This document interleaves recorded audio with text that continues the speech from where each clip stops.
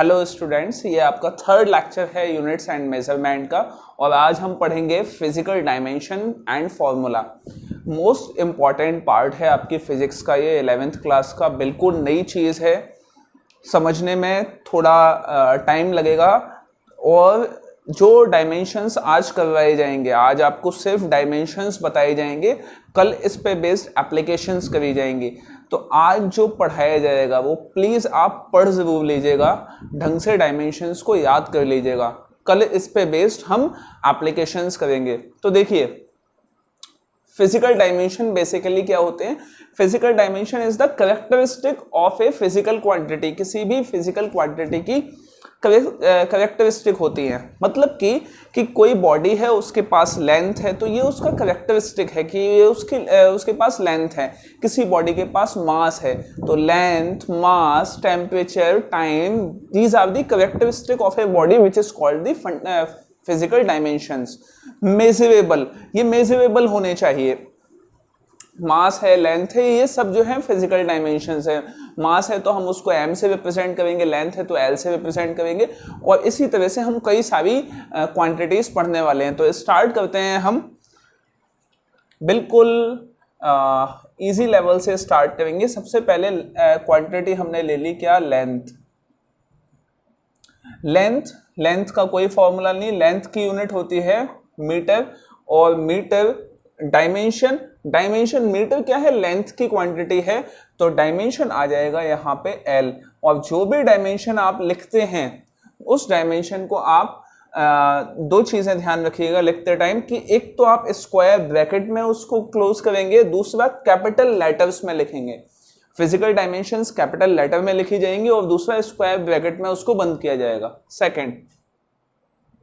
Second है quantity area. तो area का फॉर्मूला होता है क्या? Length into breadth.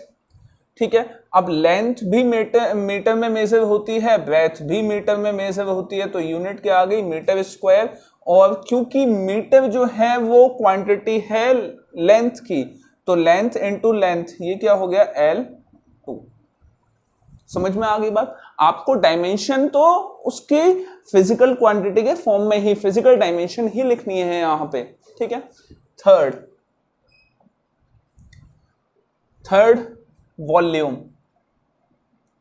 वॉल्यूम होता है आपका length into breadth into height या थिकनेस। तो लेंथ भी मीटर में ही मेजर होता है, ब्रेथ भी मीटर में ही मेजर होती है, और थिकनेस भी मीटर में ही मेजर होती है। तो ये हो गई मीटर क्यूब। और मीटर जो है वो एक फिजिकल यूनिट है, किसकी? लेंथ की यूनिट है, तो ये हो जाएगा L into L into L, L cube. समझ में आ गई बात? नेक्स्ट फोर्थ हम ले लेते हैं डेंसिटी। डेंसिटी का फॉर्मूला होता है मास पर यूनिट वॉल्यूम। मास पर यूनिट वॉल्यूम, तो मास पर यूनिट वॉल्यूम आ गया हमारे पास। अब इसकी यूनिट लिख लेते हैं। मास की यूनिट होती है किलोग्राम, और वॉल्यूम की यूनिट होती है metre cube. So it can be written as kilogram, और मीटर क्यूब को जब ऊपर ले जाएंगे तो ये हो जाएगा per metre cube, kilogram per metre cube. और देखिए अब इसकी डायमेंशन कैसे लिखी जाएगी? Kilogram is the unit of mass. So physical dimension क्या हो गई? मास।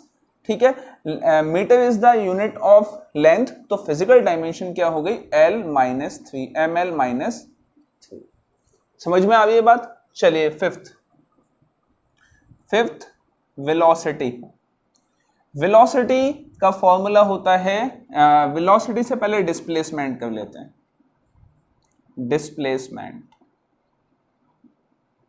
डिस्प्लेसमेंट या डिस्टेंस, क्योंकि दोनों की यूनिट एक ही होने वाली है। डिस्प्लेसमेंट और डिस्टेंस दोनों ही मीटर में मेजर होता है। फॉर्मूला कोई नहीं है, मीटर में मेजर होता है, और मीटर में मेजर होता है तो मीटर जो है वो एक यूनिट है लेंथ की। तो फिजिकल डायमेंशन क्या आ गया? L। Next sixth is velocity. Velocity का फॉर्मूला होता है मीटर पर सेकेंड, या फॉर्मूला क्या हो गया? That is displacement upon time, displacement upon time velocity का फॉर्मूला होता है, और डिस्प्लेसमेंट की यूनिट मीटर और टाइम की unit second, which can be written as metre per second. Numerator में लेके चले गए, -1 हो गया। अच्छा, मीटर जो है वो फिजिकल यूनिट है लेंथ की, तो जो फिजिकल क्वांटिटी आ गई वो क्या आ गई, फिजिकल डायमेंशन आ गया लेंथ, और सेकंड जो है वो यूनिट है टाइम की, तो ये हो गया LT-1। भूलिएगा नहीं, याद रखिएगा प्लीज। चलिए नेक्स्ट, 7th एक्सीलरेशन।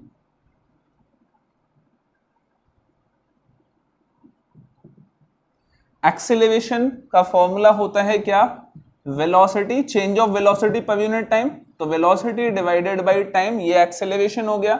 और वेलोसिटी की यूनिट ये आपने लिखी हुई है क्या, मीटर पर सेकंड, डिवाइडेड बाय टाइम की यूनिट अगेन सेकंड, तो ये हो जाएगा m।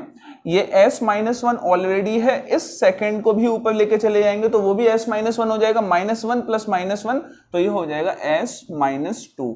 अगेन मीटर यूनिट है लेंथ की, तो फिजिकल डायमेंशन आ गई l, और सेकेंड यूनिट है टाइम की, तो फिजिकल डायमेंशन आ गई T-2। LT-2 is the physical dimension of acceleration. अब बात करते हैं नेक्स्ट, फोर्स। फोर्स मींस आपने किसी बॉडी में फोर्स लगाई जिसका मास m था, उसमें कुछ एक्सेलरेशन आ गया, that is called applied force. तो फोर्स का फॉर्मूला होता है मास इनटू एक्सेलरेशन, ठीक है। तो मास की तो यूनिट आपने लिख ली किलोग्राम, और एक्सेलरेशन की यूनिट मीटर पर सेकंड स्क्वायर, ठीक है। तो अब देखिए, किलोग्राम यूनिट होती है मास की, तो मास की फिजिकल डायमेंशन m लिख दी आपने। मीटर यूनिट होती है लेंथ की, तो इसकी physical dimension l। Second unit होती है टाइम की, तो ये हो गई LT-2। तो MLT-2 will be the physical dimension of force. Next is work done. Work done is force multiplied by displacement. Work done का फॉर्मूला होता है फोर्स इनटू डिस्प्लेसमेंट। चलिए, फोर्स की आपने यूनिट लिख ली क्या, kilogram metre per second square, और displacement की यूनिट होती है मीटर, तो ये हो गया मीटर। तो इसकी जो कंप्लीट यूनिट बन गई वो क्या बनी, किलोग्राम मीटर स्क्वायर पर सेकेंड स्क्वायर। और इसकी फिजिकल डायमेंशन लिखनी हो तो किलोग्राम की जो किलोग्राम यूनिट है मास की, तो मास m आ गया फिजिकल डायमेंशन।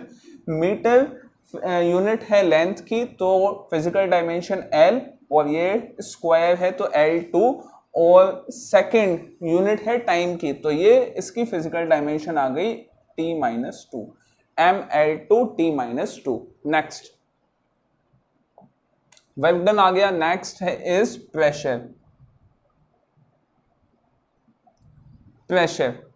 प्रेशर का फॉर्मूला होता है force per unit area. Means मैं अपने हाथ पे फोर्स लगा रहा हूं, और फोर्स अब मेरे हाथ पे ज्यादा फोर्स का इंपैक्ट हो रहा है या अब ज्यादा हो रहा है, तो impact of force is called pressure. Force के इंपैक्ट को ही हम प्रेशर कहते हैं। तो जैसे जैसे हम एरिया को कम करते जाते हैं वैसे वैसे इंपैक्ट बढ़ता जाता है, प्रेशर बढ़ता जाता है। तो फोर्स की यूनिट आ गई क्या, kilogram metre per second square, और एरिया की यूनिट होती है मीटर स्क्वायर। तो इसको आपने कैलकुलेट किया तो किलोग्राम, ये मीटर स्क्वायर ऊपर जाएगा तो ये m-2 हो जाएगा। m+1 पहले से है तो क्या आ जाएगा आपका m-1 आंसर, और ये s-2, और इसकी फिजिकल डायमेंशन आ जाएगी मीटर, और मीटर सॉरी किलोग्राम जो है वो मास की यूनिट है तो m आ गया, मीटर लेंथ की यूनिट है तो l-1 आ गया, सेकेंड टाइम की यूनिट है तो ये T-2 ml-1। Next is power.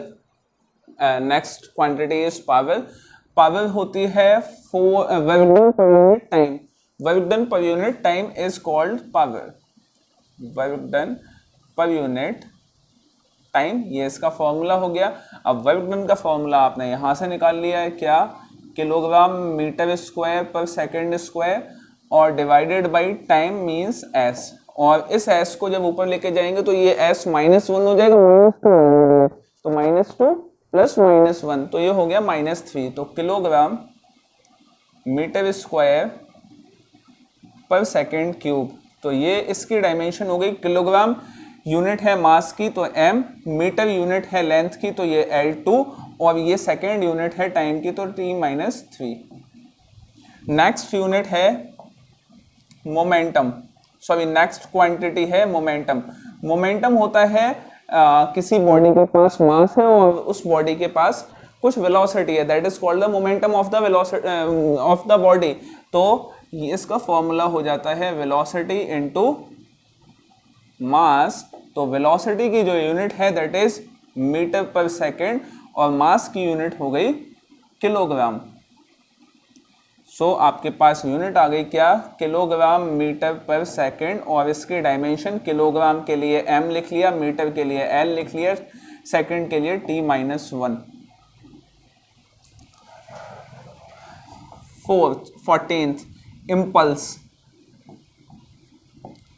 Impulse होता है फोर्स इनटू टाइम, ठीक है। तो फोर्स की जो यूनिट है वो हो गई किलोग्राम मीटर पर सेकंड स्क्वायर, और टाइम की यूनिट हो गई second.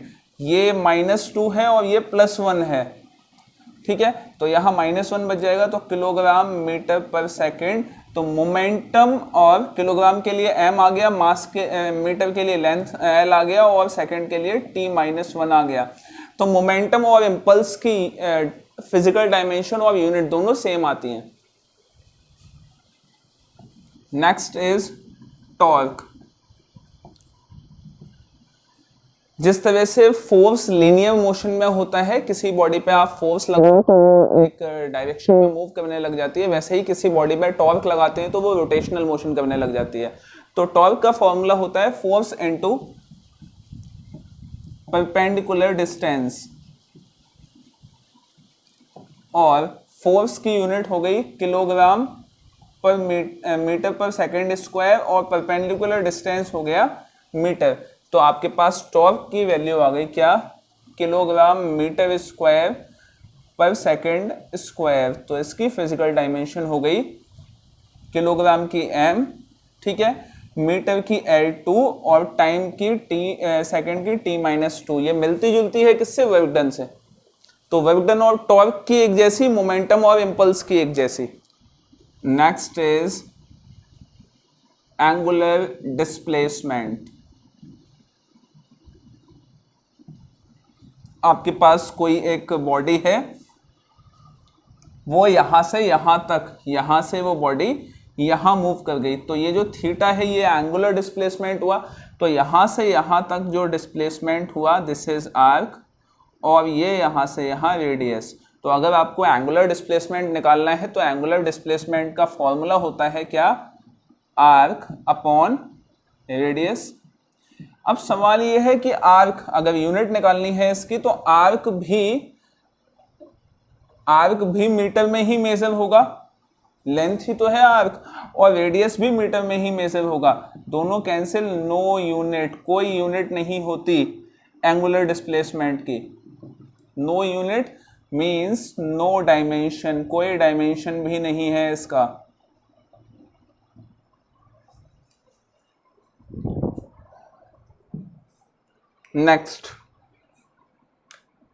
Next is angular velocity. Angular velocity को 11th क्लास में आप डिनोट करेंगे ओमेगा से, इसको डब्ल्यू ना बोलिएगा, ओमेगा है ये। और ओमेगा होता है क्या, जैसे वेलोसिटी होती है डिस्प्लेसमेंट अपॉन टाइम, वैसे ही एंगुलर वेलोसिटी होती है एंगुलर डिस्प्लेसमेंट अपॉन टाइम।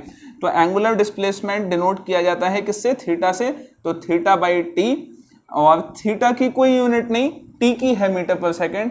तो ये हो गया 1/s = पर सेकेंड, और इसकी जो डायमेंशन है वो टी इनवर्स हो जाएगी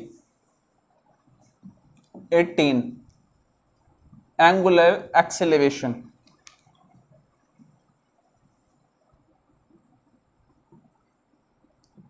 एंगुलर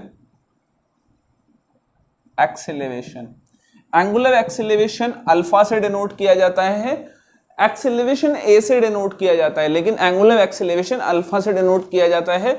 और जिस तरह से acceleration change of velocity per unit time होता है, वैसे ही angular acceleration change of angular velocity per unit time होता है। तो एंगुलर वेलोसिटी हमारे पास हो गई ओमेगा और टाइम हो गया टी। ओमेगा की यूनिट है पर second, sorry second inverse divided by second. तो ये भी ऊपर जाएगा तो ये -1 हो जाएगा, तो आपके पास वैल्यू क्या आ गई s-2 और डायमेंशन आ गया t-2। This is the dimension of angular acceleration. Next quantity is wavelength. Wavelength अगली क्वांटिटी है। वेवलेंथ जो है वो it is the length, it is the distance travelled by wave in one cycle. तो distance अगर travel की है तो इसकी यूनिट क्या होगी मीटर, और इसका डायमेंशन क्या हो गया L। Next 18 frequency. फ्रीक्वेंसी का फॉर्मूला होता है नंबर ऑफ साइकिल्स पर यूनिट टाइम। तो नंबर ऑफ साइकिल्स की तो कोई यूनिट नहीं है, वो तो अगेन एक नंबर है, यूनिट नहीं है। टाइम की यूनिट है वो क्या है 1/सेकेंड, तो इसको हम लिखेंगे क्या सेकेंड इनवर्स। तो ये आ गया आपका टी इनवर्स। टी इनवर्स अभी किसी और भी चीज की यूनिट आई थी, that was angular velocity. 19 wavelength हो गया, फ्रीक्वेंसी हो गया। Next is gravitational constant.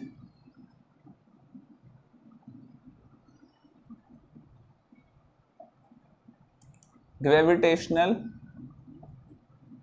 Constant, gravitational constant का की यूनिट निकालने के लिए आपको फॉर्मूला देखना होगा कि जब आप 9th में आपने फॉर्मूला पढ़ा होगा फोर्स का, force due to gravity, that is G m1 m2 divided by R square.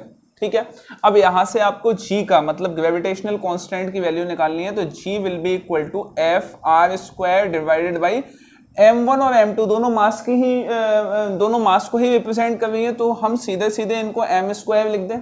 चलिए, फोर्स की यूनिट आपने अभी अभी देखी, फोर्स की यूनिट होती है kilogram metre per second square, और डिस्टेंस की यूनिट होती है मीटर। तो ये हो गया मीटर स्क्वायर डिवाइडेड बाई ये है m मीन्स मास है ये, मतलब इस m में और इस m में कंफ्यूज मत होना, यहाँ पे मैंने यूनिट लिख दी है फाइनल में, ये मास है, तो मास हो गया क्या kilogram square.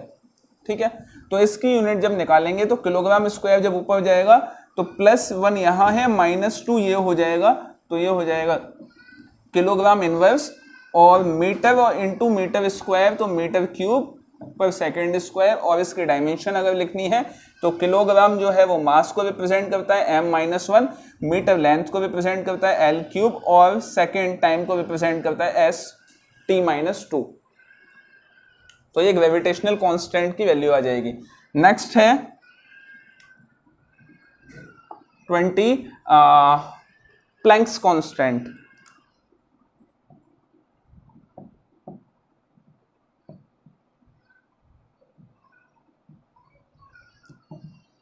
Planck's constant black body radiation को डिस्क्राइब करता है कि ब्लैक बॉडी रेडिएशन में एनर्जी कितनी होती है। तो वो जो एनर्जी होती है वो energy is equal to h into nu होती है, जहाँ पे h जो है वो प्लैंक्स कांस्टेंट है, इसकी अगर वैल्यू निकालनी है तो E बाई न्यू हो जाएगा ये, और E is energy, energy means work done, capacity of doing work is called energy. तो एनर्जी की जो यूनिट होगी वो वही होगी जो वर्क डन की होगी, दैट इज एनर्जी की यूनिट हो गई किलोग्राम मीटर स्क्वायर पर सेकेंड स्क्वायर, और फ्रीक्वेंसी न्यू से रिप्रेजेंट होती है, तो फ्रीक्वेंसी की यूनिट हो गई सेकेंड इनवर्स। चलिए, अब आपको इसकी यूनिट निकालनी है, तो kilogram metre square as it is, ये s-1 ऊपर जाएगा तो s+1 हो जाएगा, और यहाँ -2 पहले से है तो ये हो जाएगा s-1, और इसकी डायमेंशन लिखनी हो तो m किलोग्राम की m L/2 और S time -1 mL/T-1, this is the dimension of Planck's constant. तो इसके अलावा बहुत सारी डायमेंशंस और भी हैं जो आपको ध्यान में रखनी है, लेकिन मेन यही है। एक विस्कोसिटी और है, तो उसको और पढ़ लीजिएगा आप। तो डायमेंशंस जो है, इन डायमेंशंस के बेसिस पे ही हम आगे एप्लीकेशन पढ़ेंगे। तो प्लीज़ प्लीज़ प्लीज़ आप डायमेंशंस ज़रूर याद कर लीजिए, पढ़ लीजिए। आपको कैसे उन्हें अप्लाई करना है ये हम आगे सीखेंगे।